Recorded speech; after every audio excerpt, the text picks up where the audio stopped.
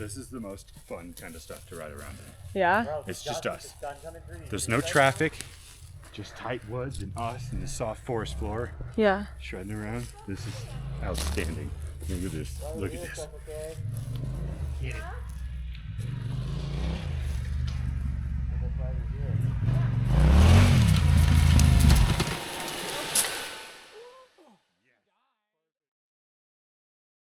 Anybody that's really gets passionate about bikes, has been into it forever, they pretty much all have the same thing in common.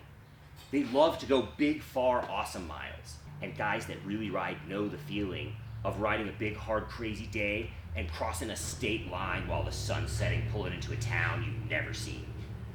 It's like could be one of the coolest feelings in the world that's not describable because you physically went through it all day and you straddled this tiny little thing spinning on two greased wheels, absolute preposterous, and you traveled big long distances that until the last 100 years was impossible for mankind to cover in that amount of time. And now we have a superpower and we can just travel across the country.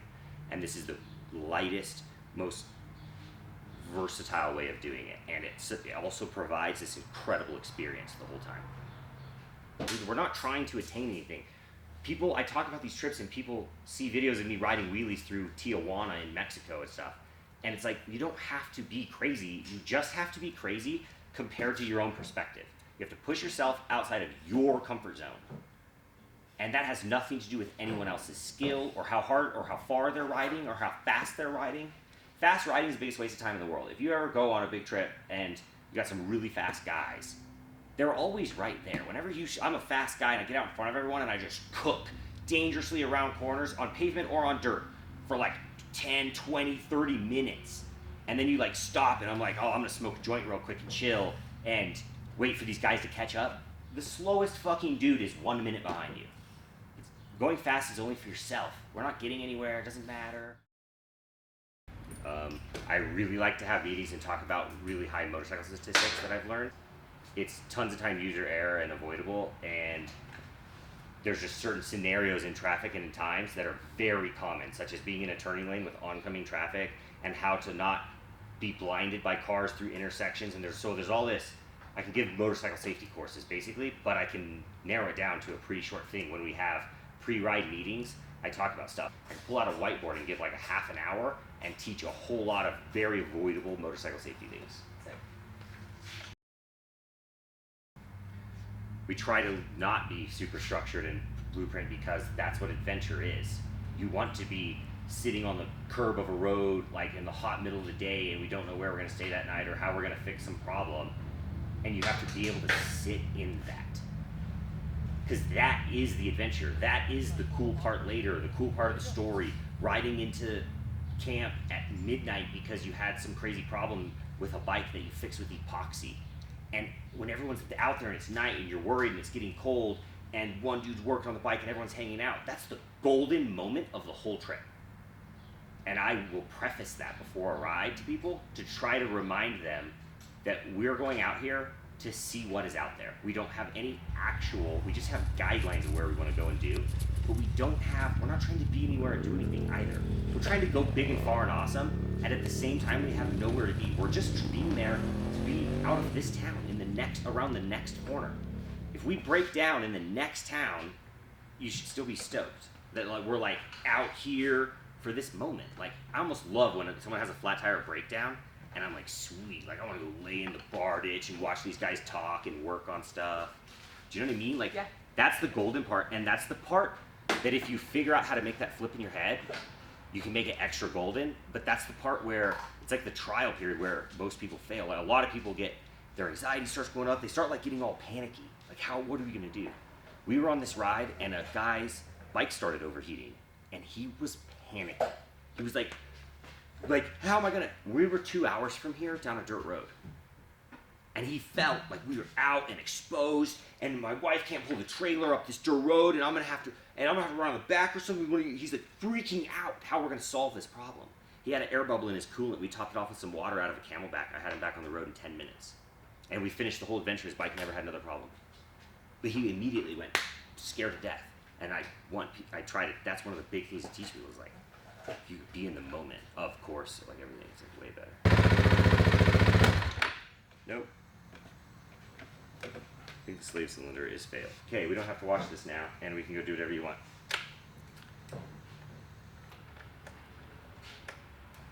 God, I want to just wash it outside real quick.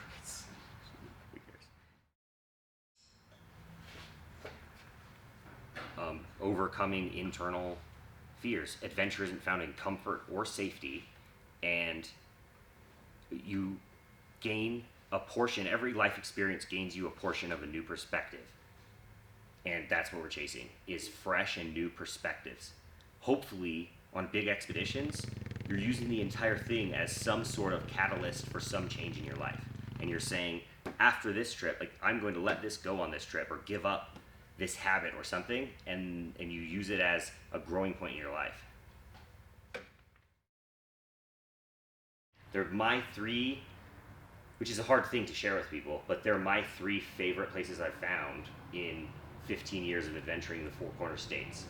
They are my favorite three places I've found. And for all three of them, for about 10 years, I've been going to all three of them, a couple of them longer, but I've been going to all three places for 10 years on my own private adventures.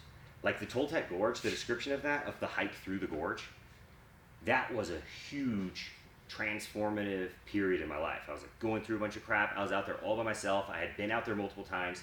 I found one person online, two guys that had ever went through that gorge before, and they had a video of it on YouTube. It's a crappy old video, and it looked crazy and awesome and scary. And one time I was just like, I used to go out on these motorcycle adventures, and I would ride like 12 hours to somewhere crazy or whatever, or work all day and ride half the night to get to somewhere cool like that, and then wake up the next morning and go hike my butt off to go to somewhere cool and remote. I would just like go put myself through it. And the gorge was like something I wanted to do for a couple years, and I finally went out one time and I soloed through the gorge. When you're in the gorge with a group of people, it's people that I've taken through the gorge say that it's the scariest and coolest thing they've ever done. Bob said he would never do it again, but he's so glad he did, and that it was one of the craziest, wildest feelings he's ever had for like being close to death. It's 800-foot walls, and at some points it's 20 yards wide, and you're just in the river for miles, hiking and jumping off waterfalls. And when you get to the first waterfall to jump, you cannot get back up. You have to go out of this gorge, and this gorge is like 3 miles long, and you have to come out the other side. Once you've come off the waterfalls, there's no coming out, and rocks can fall on you and kill you technically. It's 800-foot cliff walls, and very few people ever in history have hiked through this gorge.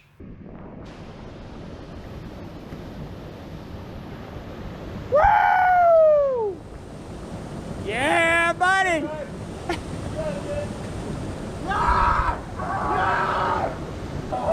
Oh, it's fucking scary. When I take people through it, when I took Jeremiah and Bob, they were blown away that I went through by myself and telling me how retarded it was.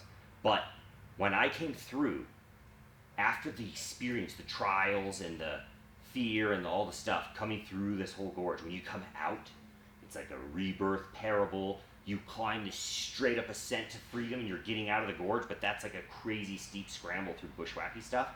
And then it's over. You have amazing views, and you're on a railroad track, and that is like a piece of society and a path back that is clear and perfect, because you just spent most of the entire day. We start pretty early in the morning, and you finish sometime in the evening. You spent most of the day walking and swimming 3 miles in a river, if you do the hike portion. But the Toltec Gorge is still a trip we do, and you can hike the railroad up the easy side. You can hike to amazing viewpoints of the gorge, and you can hike around into a valley between two gorges, where that's like one of the most pristine fly fishing destinations in the world. It's literally in fly fishing magazines for being this lost gem of a fly fishing place. So it's just like very magical and cool, and you don't have to do any of the death hike, but it's very much a reset location.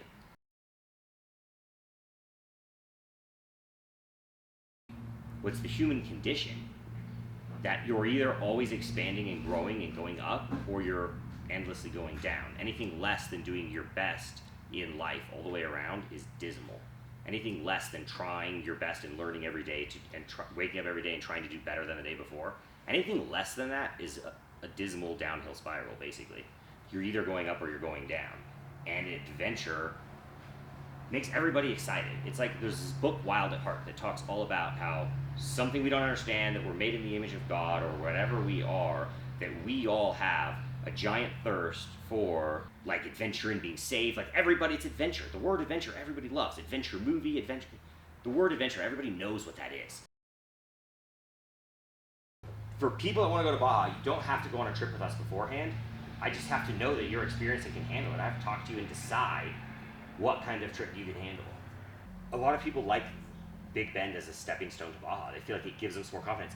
When you're in Big Bend, you're on the Mexican border, and we cross into Mexico, either on bike, there's a crappy town we can go to, but the cool way is there's a way you walk, and there's like a checkpoint there. You video call with a US Border Patrol and show them your passport on a video call, and you walk across this little town and you eat at this amazing restaurant on a cliff of the Rio Grande when you're in Big Bend. It's absolutely wild. And Big Bend has a giant hot springs right on the Rio Grande on the border of Mexico that's remote down a dirt road in the middle of nowhere. It's this big old hot springs that used to be a thing back in the day, and there's a giant hot springs you can go and sit in at night. It's sweet. What's up, boss? Hey, David. How are you? Here's a beautiful bike. Which one? That black one? Yeah, you think so? How you doing? It's a nice bike. Good to see you. Everyone loves a slinky. You gotta love a slinky. Slinky, slinky, go, slinky, go!